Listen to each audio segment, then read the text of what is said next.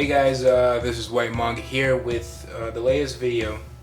For those of you who do not know me, I am the creator of Apple Black, series published and serialized on Saturday AM. I'll leave a link to that. You all can go check that out. You can read the first 3 chapters. They're up there free. You can, read it, tell your friends. Do me a solid. Anyways, not to ramble on for too long, I want to give a little, just a quick video, somewhat a tutorial on brushes and what I use them for when I'm doing my manga. As you can see for this, this is just basic pencils. You should have a pencil you like, I guess. And these lines are done by Sakura Microns. Give me a second, there's water. It's kind of messing the paper up. Anyways, well, that's my because this is a part of the comic that's not going to show anyways. So yeah, I'm just gonna do a little demonstration on what I do use the brushes for. So basically, I use brushes for the sound effects. Now, people use brushes for a lot of things. You can use brushes for inking, the actual inking, like the actual characters and stuff like that. It really just depends on you and what style you're going for, or whatever style you currently have.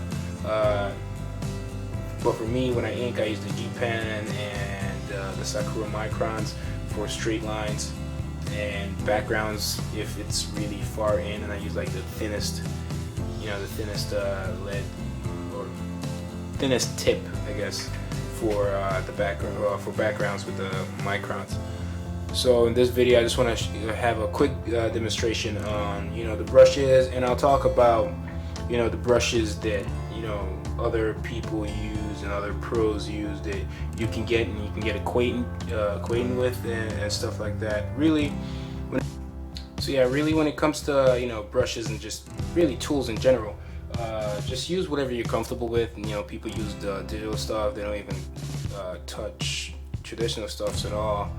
Traditional tools like copy markers and stuff, and people just work completely digital or mixed media. Like I work mixed media, so after this I scan in and work in Manga Studio or whatever software I feel like working with at the time. But for this video, I'm just gonna go with the brush, and I have my little cheap brush here. What do we have here? Connoisseur, I guess. I don't know. Connoisseur, whatever. Yeah, this is just a little cheap brush that I keep using, and I'll point out some other brushes that I think are pretty cool that I just can't afford right now. But there's some I know some pros that use those brushes, and they're pretty good. And maybe when I have money, I get them. But for now, I'm just gonna show you guys what I use the brush for, and I use it for the most part. I use it for sound effects. Sometimes I even use straight up microns for the sound effects. It depends on the particular sound effect. But if it's like a big exclamation mark kind of thing, I tend to use the brush, right? So, and again, people use brushes for several things. Some people ink with brushes straight up for whatever. It just depends on your style. So this is the ink I'm using. This is Deleter Black 6. There's several kinds of Deleter ink. I guess I'll have a separate video for this. They really matter because some are different. Some of the inks, they dry quick. Some don't. Some smudge with Copic markers. Some don't. It's really weird. So I'll make a video later on, just for inks. So we'll go over that. But for now, you can use whatever ink you want, India ink or whatever. This is Deleter ink. There are other kinds of ink. It's Pilot ink, Deleter ink, India ink, etc. But I think India ink, it's really, really black. And sometimes it can be really cool. But for now, I'm just gonna chill with Deleter Black 6, and this is the one I use for really everything. So if you don't want to go through all that hassle, I recommend Deleter 6. That's what I use. So, just a tip. I don't don't dive in just a little bit.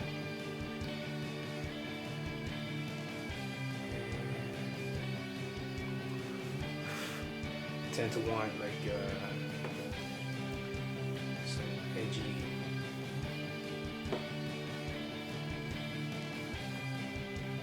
Tend to be really free with it, and for these parts that actually require some inking, I'll go over it, and I'll just, this is going to be scanned in, so it's going to be black anyways, but I just want some of these, textures that the brush, only the brush can pull off. Then for the characters, I'll just go over the ink and, make everything join with ink. Sometimes if I mess up, scan in, and, I'm not too afraid of that, because I scan in and I'll fix that. The whole edgy vibe I think it's really cool, because it really shows how disoriented everything is at the moment. This is like, I like to have happy mistakes. No, for the most part, these are what I use brushes for. For the most part, people you can use them for any other things. Yeah. Pretty much it for me, and those are what I use brushes for. In a minute, I will, I'll show the finished piece of this page. This is actually from my comic Apple Black, Chapter 8. For those who are subscribed, you've probably either seen it already or you're going to. And yeah, I'll just show you the finished page and the process and everything, and then I'll leave links to other good brushes I recommend, and little tips on them. And again, whatever tool you're using, generally they take time, whatever tool it is. So another thing is patience, because you're working with ink, and all these things can be permanent.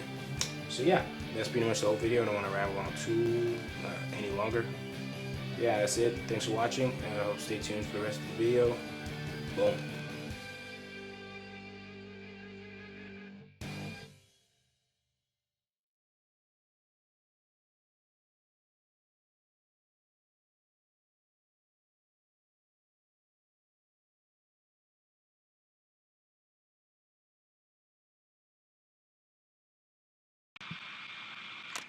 Okay guys, like I said, there are different kinds of brushes. If you want to use brushes, if that's even your thing, the main brush I recommend would be the calligraphy brush.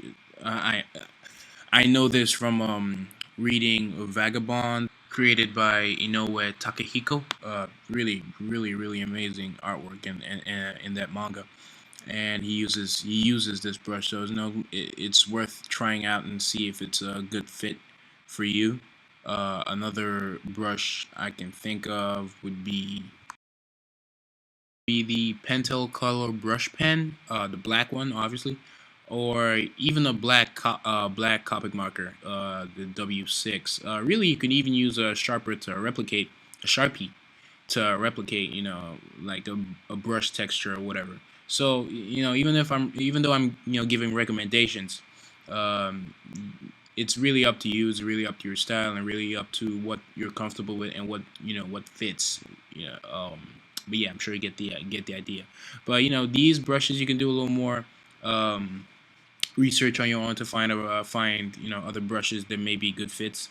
To see more Vagabond stuff, you can just check out Vagabond. For the most part, it's done with the brush I recommended earlier, which was just a Japanese calligraphy pen that I do not own. I wish I would. Wish I did. Probably experiment with it more. Anyways, yeah, that's pretty much it for me. Thank you for watching the video, and hope you learned and enjoyed the video. Don't forget to like, fave, and subscribe, and all that cool stuff. If you got questions, ask in the comments below. Yeah. Just don't forget to like and favorite this video. Subscribe for more if you want more. Click on the annotations for the videos that are featured. You can learn stuff from my tutorials, or learn just a whole lot more about Apple Black as a whole. For details on what Saturday AM is and what it what's about, there'll be links in the description for you guys to go check that out.